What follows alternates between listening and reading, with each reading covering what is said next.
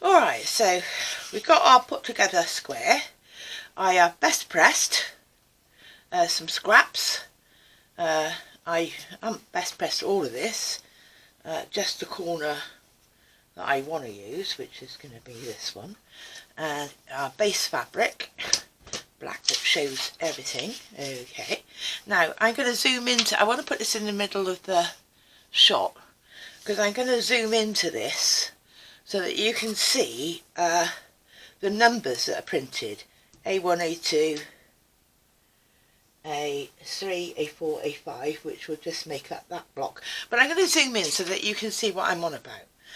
The other thing I want to say to you is we need to fold some of these lines so that we know where we are, because believe it or not, this is going to be the back of the sewing.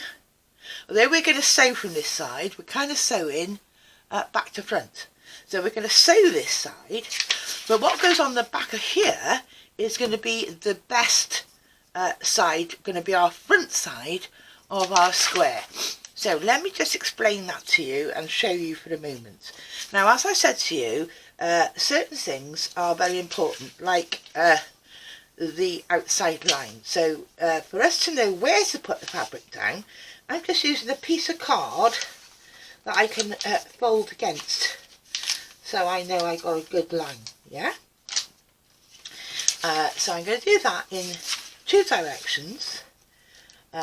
I'll make it more prominent as I go along, but I'm just using a bit of card for a moment to help me make those precise lines. Now, A1 is our first square, which is this one. So again, I am just going to do the outline against the card, and the card helps us make that great crease, yeah.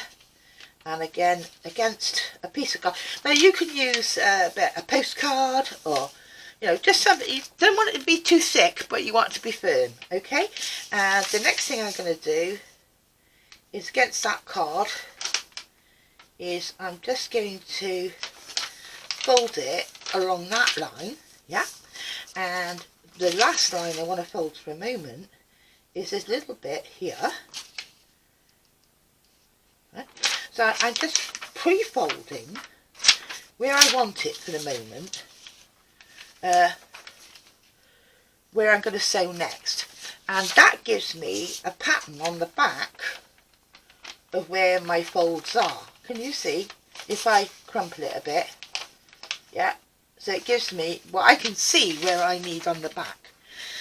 Okay, so now the first thing that I want is a bit of black, so I need it to fit over that square with at least 1/4 inch around it. So I'm going to cut a nice square. If it's too big, it's too big. I'll show you what happens, but that's definitely going to fit over there. And the next thing to it is a bit of this, what I would call aquamarine green. So I am just going to cut a bit of a square. Again, you can sort of like, well, I don't need it to be too long. So I can cut a bit of fabric that's going to work like that. Now, the next thing I want to do, turning it over, remembering that this is the right way up. Now, my fabrics, it doesn't matter which is the right way up because they're all plain. But I know I need to cover, and I got a line because I know I folded it on that outside line. So I've got folds, you probably can't see on camera, but I've definitely got folds that will allow me to know where to place that fabric. So on the wrong side of the fabric, I'm just going to give a squirt of 505. You could use UPV stick glue,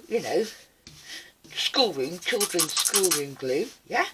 But I'm putting that down. Now the next thing I'm going to do is move it over. Again, I'm going to put my card, because I'm working from the A to the A2, A1 to A2. So I'm going to put my card there and fold it back and say, well, no, you're too much, matey. Then I'm going to get out. This is called add a quarter, and it has a lip on it. So I can slide that against there and I know that that's my yard and a quarter. You can use an ordinary ruler, naturally, but I do find, oops, that, you know, because I do this, I've done this for quite a while, so it leaves me exactly 1/4 inch. Here's the name of it. I'll put it up this way so you can read it. Add a quarter, okay?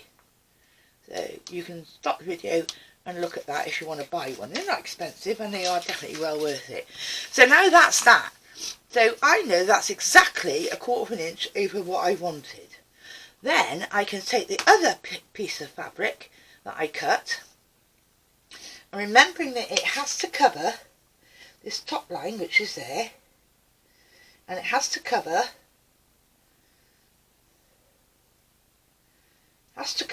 the bottom line, which my fold tells me is there, yeah? So that's fine, and I'm marrying it up with that 1/4 inch line that I've made with the cutter of the previous fabric. Then I'll take a pin, and I'll put a pin anywhere, okay? And so the next thing we're going to do from the front is sew that line, including the perforated line, from the perforated line all the way down to that line there. And I'm going to reduce my stitch length to being 1.8, a small stitch line, because that helps perforate the paper. Alright, so 1.8, and I'm just going to stitch a straight line from the perforated edge all the way here, maybe 1 stitch past, that'd be good. Okay, that's all I'm going to do, and then come back to you. Ordinary foot on, change the stitch length to 1.80. Now the reason we do that is because we want this to be tight stitches to perforate the paper. So bringing my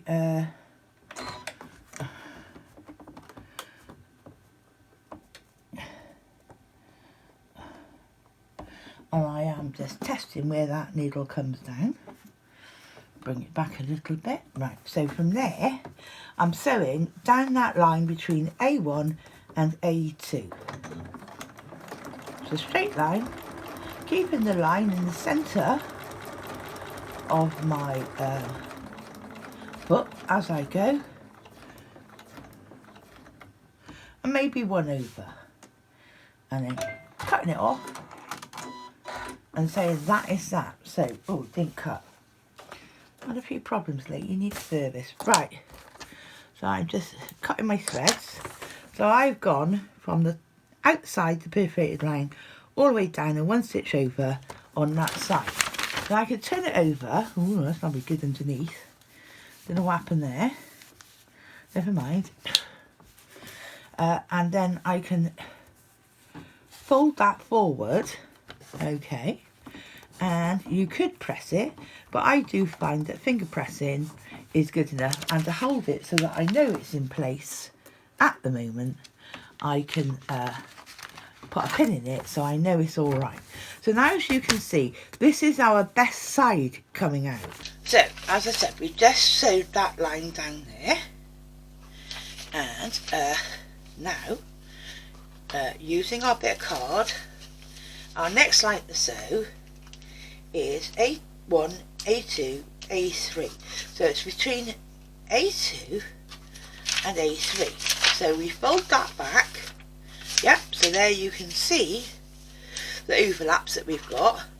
Using our add a quarter or an ordinary 1/4 inch ruler. Make it, yeah, I do think I had that right. Okay. Plopping that against my fold and cutting down, so I've got no more than 1/4 showing. So from this side now, I have that, I finger pressed that seam, and now I can take out that thing, and the next thing, so I'm just going to fold it so I know that I'm covering my bases, is going to be that sewing line there, but after that, looking forward, is going to be between this one and this one. So I just want to pre-fold that one putting my card against the line and bringing it, I've stopped there with the glue, bringing it forward and just marking that line. Okay, and while I'm at it, because I can tell, I can put my other quarter to it and trim off those bits. Yeah, so they're nice and sweet. Just, you know, in preparation for what we're going to do next. So now I need a piece of fabric, yeah, that is going to more than cover 1/4 inch, remembering this outside line, all the way around so I can see it goes to about here. Okay, so having sewn that bit, now I'm making sure that it will cover underneath. I need, this is my 1/4 inch line, so I will marry up right sides together and pop a pin in it just to hold it nice and straight while I go to the sewing machine. I'm now going to sew this line all the way to there, which is between A1, A2 and A3. So from the outside to there. So from the outside perforated line, all we need to do is follow down that line between A1, A2 and A3, and maybe 1 stitch over.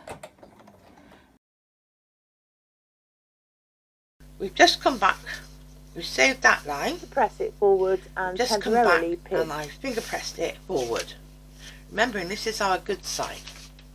So now, looking at the detail, we've done A1 to A2, we've done those two to A3, and according to my program here, the next thing we're going to do is A4, which is again back in the black. So I know we folded it to help us with the back of it. Alright. But now I want to put my card on that line and fold back my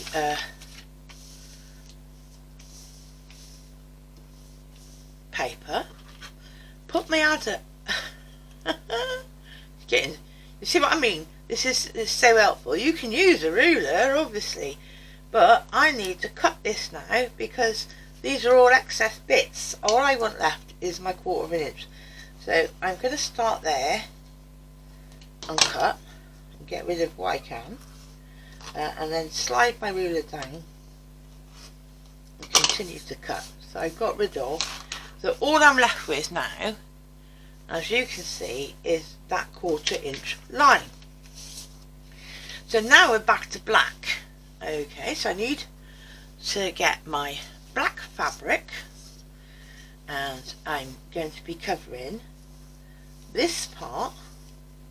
Alright, so again I'm going to use a rectangle and I'm overemphasizing the sizes at the moment because you know, as you get, I want you to sort of like not be frightened of it.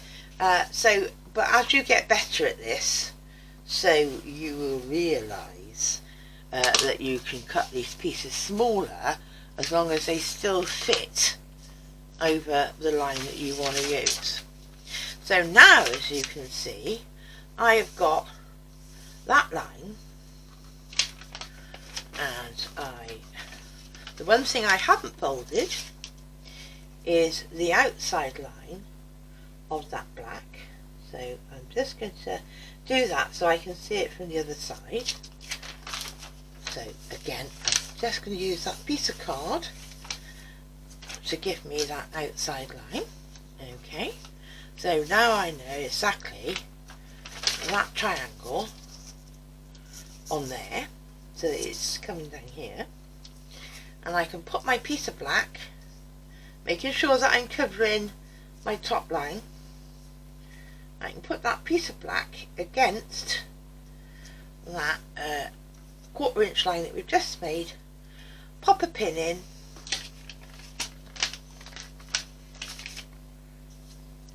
and from the front I can sew the line, making sure it's nice and flat. Yeah, I can sew the line outside of that perforated area starting, and sew down the line between A3, A2 and A4. Okay, and sew that line down, and then I'll come back using my 1/4 ruler, folding the paper back and cut off any, once I folded it forward, it enables me then to cut off any excess that I need to. And then the next thing I'm going to be doing is from A4 to A5, so I'll be repeating the process here, alright, and putting that piece down, and then that will have made our square. So I'm gonna do that and come back to you, because it is a repetitive process now. You've seen the way that it should be done, or best practice. So I'm going to do a few more and come back to you and show you what the nice side looks like once we get that far. Okay, so I did a couple of steps while you weren't looking. So I did between A2, A3 and A4, and sewed that line out, off and outside of our perforated line. Then, having done that and folded it back and cut it, oh forgive me, no I won't have it, folded it back on that line and cut, which is what I used, yeah. And then I went and I did between, I wanted to do A5, so I did between A3 and A5, yeah, folded it back, cut the 1/4 inch allowance, sewed it, and now I got both sides done, and I have finished off that top rectangle, top square, yeah. If I turn it over, alright, you can see that's as far as we've got so far. Now I hope you agree with me that when we do paper piecing like this, it's perfect, absolutely perfect. Don't worry about the outsides, because that'll be taken up when we eventually do a cut around the outside. That'll square it off, right? But so far, look at that. Absolutely perfect, perfect. Sharp corners, everything is aligned perfectly, and that is the beauty of doing foundation paper piecing. Now the next bit we've got to do is similar to this aqua, but it's going to be carrying on. So if I've just done A5, where's A6? It's here. A6 is between A4 and here. So the next thing I want to do is using, what am I using for this? Purple. I'm going to be using this one. I'm going to do between A4 and A6, because I've done A5. So moving on, and I'm going to be adding material. So I've already cut my 1/4 inch allowance. So this side now, with the purple, I'll be attaching it to here, making sure that it covers that rectangle there, yeah. And then the next thing is doing this bigger piece between A5 and A7, which is that bit down to there. Then we move on and we do A8 in black and A9 in black, following exactly the same method, and then we'll have done it this big and have two parts of the lily done. And this is how it goes. It's just follow on, going between the last one you did and then following the numbers. Alright, so I'm going to continue now with mine and come back to you when my block is finished. But I'm going to stop the video here because I don't like my videos being too long, and for those of you who've done this before, well, you don't want to watch it, and even beginners, you got the gist of it now. You know what's going on, right? Just follow along. In the next video, I'll show you how to square a block and take off the paper.